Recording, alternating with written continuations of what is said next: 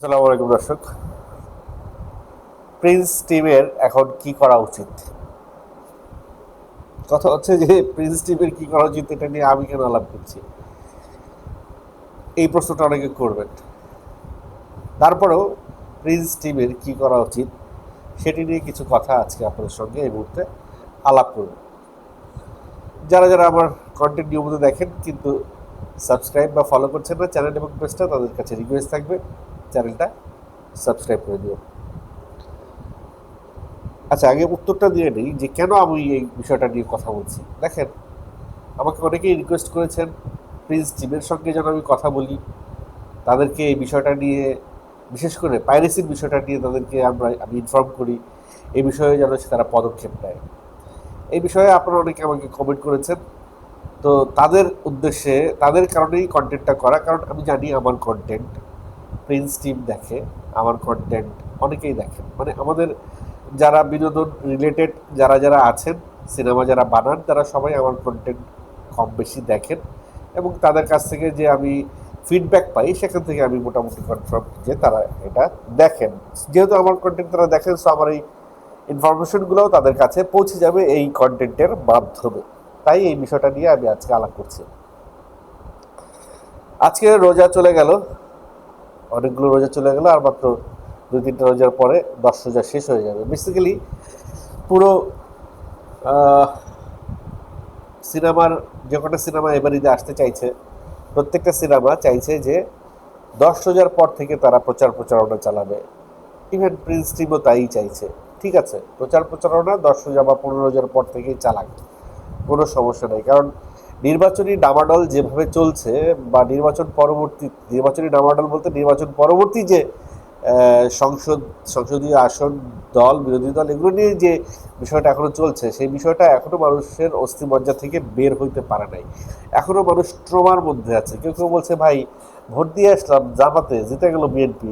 আবার কেউ কেউ এসে বলছে ভাই ভোট দিয়ে আসলাম বিএনপিতে, যাতে জিতে গেল জামাত। সবাই কেমন যেন একটা ট্রমার মধ্যে আছে যে কি হচ্ছে দেশের মধ্যে। সো এর ভিতরে আবার সিনেমা নিয়ে গালগপ্প, এটা অনেকে সহজভাবে নেবে না বা এই ব্যাপারে কেউ ইন্টারেস্টই দেখাবে না। এই বিষয় থেকে একটু বেরিয়ে আসতে একটু সময় লাগবে। সেই সময়টা হয়তো রোজার মাধ্যমে তারা আসতেছে। ধর্মপ্রাণ মানুষরা রোজা রাখছেন, নামাজ পড়ছেন, কোরআন তেলাওয়াত করছেন, মসজিদে যাচ্ছে, এই সব জায়গা থেকে একটু দূরে সরে আসতেছে আস্তে আস্তে আস্তে আস্তে। এবং যতই রোজা শেষের দিকে যাবে, ততই আবার তারা ঈদের আনন্দের জন্য প্রস্তুতি নেওয়া শুরু করবে, যে সামনে ঈদ আসতেছে, ঈদের জামা কাপড় কিনবো। এখন ঈদের জামা কাপড় কিনবো, প্রত্যেকেই যারা সংসার চালায় তারা জানে যে মাসের হিসাবটা করে রাখতে হয়। কারণ এই মাসে কয় টাকা কোথায় কোন পারপাজে খরচ করব সেটা হিসাব করে না রাখলে তাদের অনেক সমস্যা হয়। সেই ক্ষেত্রে 10 বা 15 রোজার পরে মানুষ হিসেব করে রাখবে যে কয়টা সিনেমা এই বাড়িতে মানুষ দেখবে।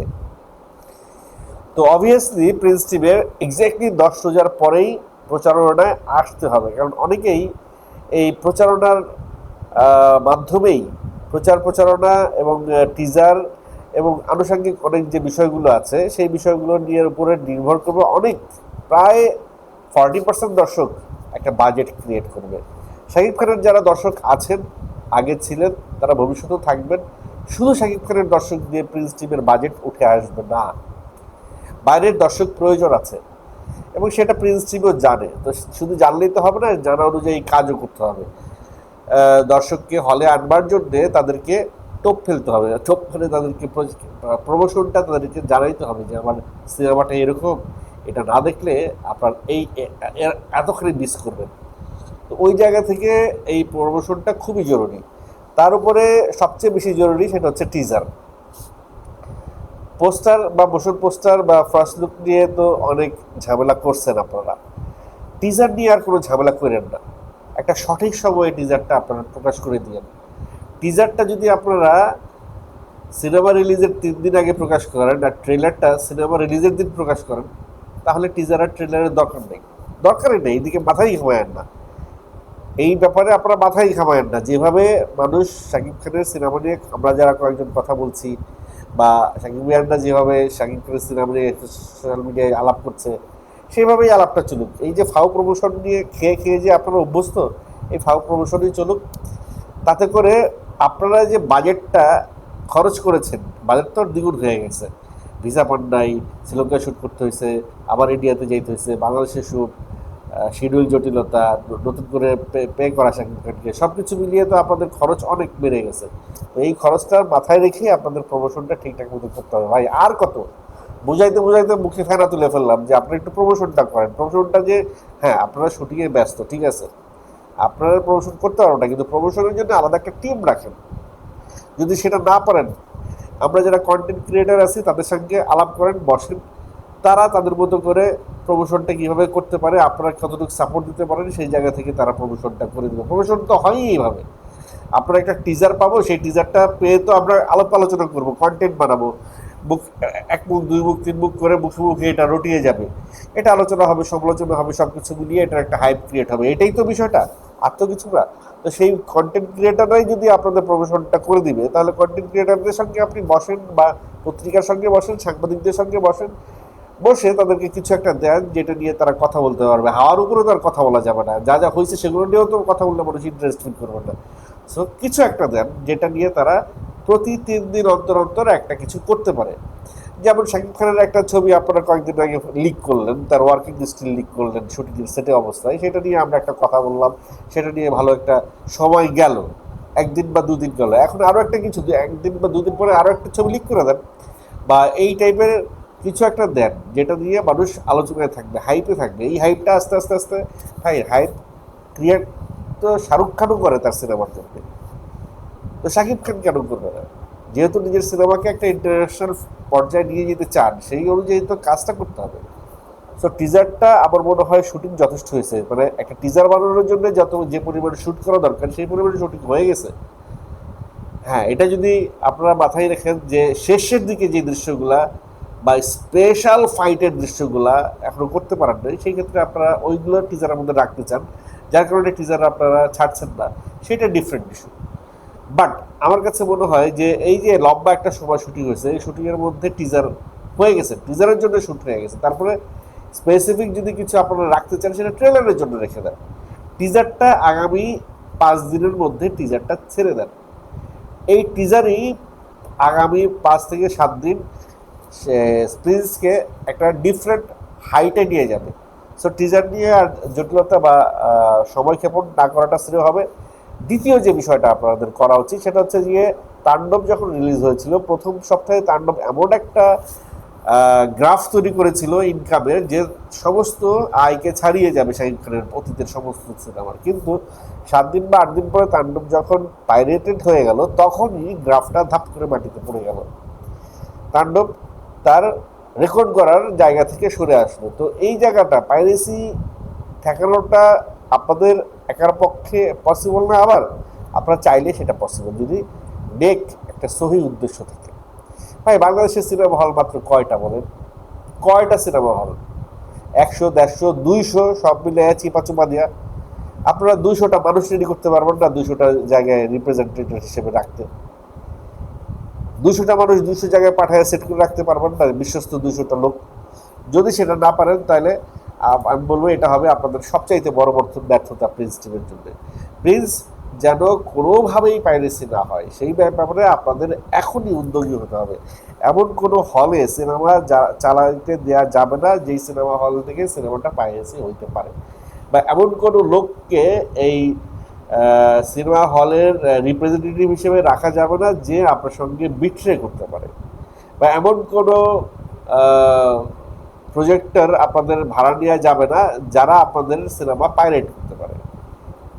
সো এই জায়গাটা নিশ্চয়ই আপনারা আগে থেকেই চিন্তা করেও রাখছেন, সিনেমায় যখন নামছেন এই বিষয়টা নিশ্চয়ই মাথায় নিয়ে নামছেন, কারণ আপনারা যখন সিনেমা নামছেন তার আগেই বরবাদ এটা নিয়ে একটা ভালো ঝামেলায় ছিল, তারা এটা নিয়ে কিছু ওয়ার্ক করছে। আপনারা চাইলে এই বিষয়টা নিয়ে যারা যারা এই বিষয়ে সাফারার তাদের সঙ্গে বসে একটা সিদ্ধান্তে আসতে পারেন কীভাবে এই সিনেমার পাইরেসিটা বন্ধ করা যায়। এই দুইটা কাজ আপনাদের জন্য এখন ফরজ হয়ে পড়ছে, এক হচ্ছে গিয়ে প্রমোশনটা চালানো, আর পাইরেসি কীভাবে বন্ধ করা যায় সেই বিষয়টা।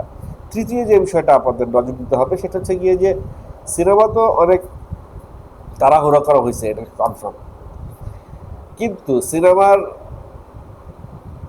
ভালো একটা রেজাল্ট ডিপেন্ড করে হচ্ছে কি সিনেমার এডিটিং আর ব্যাকগ্রাউন্ড মিউজিকের উপরে আর ডাবিংয়ের উপরে। একটা শিল্পী যখন সিনেমায় অ্যাক্টিং করে তখন সে যে কণ্ঠটা ব্যবহার করে ন্যাচারাল কণ্ঠে সে অ্যাক্টিং করে, সে কিন্তু তখনও ডায়লগ বলে। কিন্তু সে যখন ডাবিং স্টুডিওতে গিয়ে ডায়লগ বলে তখন কিন্তু সে ওটাকে অনেক এনহ্যান্স করতে পারে, মানে ডাবিংয়ে কিন্তু তার 70% অ্যাক্টিংটা বেরিয়ে আসে। তো সেই জায়গা থেকে ডাবিংটা যেন কোনো তাড়াহুড়ার ভিতরে না হয়, ডাবিংটা যেন প্রপারলি হয় সেই বিষয়টাকে আপনাকে এনশিওর করতে হবে। এবং একজনের ডাবিং আরেকজনের দিয়ে করাবেন তাই এটা যেন না হয়। যখনই এক শিল্পী, সেটা এক দৃশ্যের শিল্পী হোক, সেটা একটা ডায়লগের শিল্পী হোক, ওই একটা ডায়লগ পড়ে গেলে সিনেমার অনেকটা অংশ ধাপ করে পড়ে যায়, মানে ছন্দপতন হয়। তো প্রত্যেকটা শিল্পীকে তার ডাবিংটা যেন করে সে সেইভাবে করানোর চেষ্টা করতে হবে। কিছু কিছু জায়গায় আপনারা পারবেন না, কারণ ভারতের অনেক শিল্পী ভারতে শুটিংকালে ভারতের অনেক শিল্পী নিয়েছেন, শ্রীলঙ্কায় শুটিংকালে শ্রীলঙ্কার অনেক শিল্পীদেরকে আপনারা ব্যবহার করেছেন। এই জায়গাগুলো আপনাদেরকে অনেক মানে ইসের সঙ্গে পরিকল্পনা মাফিক এবং কেয়ারফুলি এই জায়গাগুলো হ্যান্ডেল করতে হবে। তো ডাবিংটা যেহেতু খুব ইম্পর্টেন্ট, ডাবিংটা খুবই ভালোভাবে করতে হবে, এডিটিংটা খুব ভালোভাবে করতে হবে, colour grading, after effect, sound, এই যে পরবর্তী যে বিষয়গুলো, এই বিষয়গুলোতে সময়ের চাইতে আমার কাছে মনে হয় এই বিষয়গুলোতে পয়সা এবং লোকবলটা বেশি প্রয়োজন। কারণ এই বিষয়গুলো যাদেরকে দিয়ে করাবেন তারা অনেক দক্ষ, আর ঈদের আগে তারা অনেক ব্যস্ত থাকবে। এখন কিভাবে আপনি প্রপার লোকটাকে ঈদের আগে তার শিডিউলটা পাবেন, এটা একটা বড় ঝামেলা হইতে পারে। সেই বিষয়গুলো আগে থেকে মাথায় রাখবেন যে আপনার কবে শুটিং শেষ হচ্ছে, কবে আপনি স্টুডিওতে ঢুকবেন, সেই এডিটারটাকে পাচ্ছেন কিনা, সেই বেস্ট ভিএফএক্স যে করছে তাকে আপনি পাচ্ছেন কিনা, যে সাউন্ড ডিজাইন যে করছে তার শিডিউল আপনি পাচ্ছেন কিনা। এই যে শিডিউলগুলো, এই শিডিউলগুলো কিন্তু আগে থেকে আপনারা নেন না, আমি জানি। তো এই শিডিউলগুলো আপনাদের এই মুহূর্ত থেকে আগে থেকে মানে টেবিল ওয়ার্ক করে এই শিডিউলগুলো রেডি করে ফেলতে হবে, যাতে এটাতে প্রবলেম না হয়। শেষ ভালো যার সব ভালো তার, শেষ ভালো যার সব ভালো তার। আপনার এই শেষটা যদি ভালো হয় প্রিন্সের, তাহলে পুরো প্রিন্সের সবই ভালো হয়ে যাবে, সবই জয় জয়কার হয়ে যাবে। এখনও প্রিন্সের কোনো গান আমরা পাইলাম না। একটা সিনেমার গানই হচ্ছে প্রাণ। একটা সিনেমাকে জিরো থেকে হিরো বানিয়ে দিতে পারে একটা গান। সাদা সাদা কালা কালা গানটা হাওয়া সিনেমাকে কোথায় থেকে কোথায় নিয়ে গেল। প্রিন্সেও এরকম কোনো গান হয়তো আছে লুকিয়ে, গানটা রিলিজ হওয়ার আগ পর্যন্ত বা দর্শক শোনার আগ পর্যন্ত বোঝা যায় না গানটা কতটুকু হিট বা সুপার হিট হবে।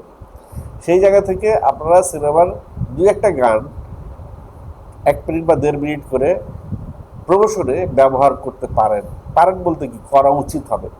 এখন দেখেন আপনাদের প্রমোশনে কতগুলা, 2-3টা 4টা গান থাকে, 4টা গানের প্রমোশন, টিজার, ট্রেইলার এবং ধরেন আরও 2-4টা ইভেন্ট, সব মিলিয়ে যদি 10টা ইভেন্ট ধরি, 10টা ইভেন্ট যদি আপনি পাবলিকের সামনে আনতে চান তাহলে আপনার মিনিমাম 7 দিন করে হলেও 10টা সপ্তাহ লাগে।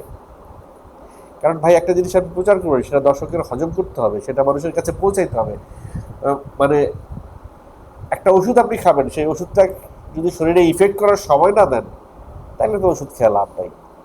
সো 10টা ইভেন্ট আপনি রেডি করবেন প্রমোশনের জন্য, সেই প্রমোশনের 10টার সময় যদি আপনি না দেন তাহলে প্রমোশন দেওয়া না দেওয়া সমান কথা।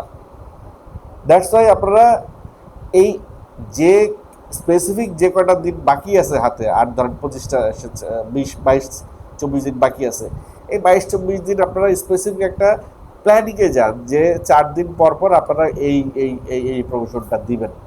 যদি সেটা করতে না পারেন, আমি তো বললাম আমাদের মধ্যে অনেক কন্টেন্ট ক্রিয়েটার আছে বা বাজারে এখন প্রমোশনাল করে, এরকম অনেক টিম আছে যারা প্রমোশন করে দেয়, এরকম অনেক টিমও আছে বাজারে। যেমন দরদের সময় ওই যে আশা ভাইটা কি জানি, দুরাশা ভাই, তাকে নিয়ে অরণ্যবাবু একটা প্ল্যান করছিল 40 লক্ষ টাকার প্রমোশনাল বাজেট, আমি জানি অনেক কিছু শোনাইছিল, যদিও সেগুলো চাপাবাজি ছিল, কিন্তু একটা দিক নির্দেশনায় এগুলো একটা প্রমোশনাল টিম থাকতে হবে। একটা এত বড় বাজেটের সিনেমা একটা প্রমোশনাল টিম থাকবে না, এটা কিন্তু খুবই খুবই দুর্দশার বিষয়।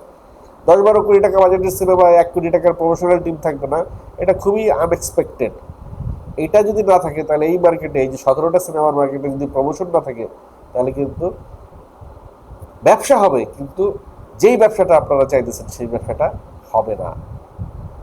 সো কাজ যদি করতেই চান ঠিকঠাক মতো করবেন।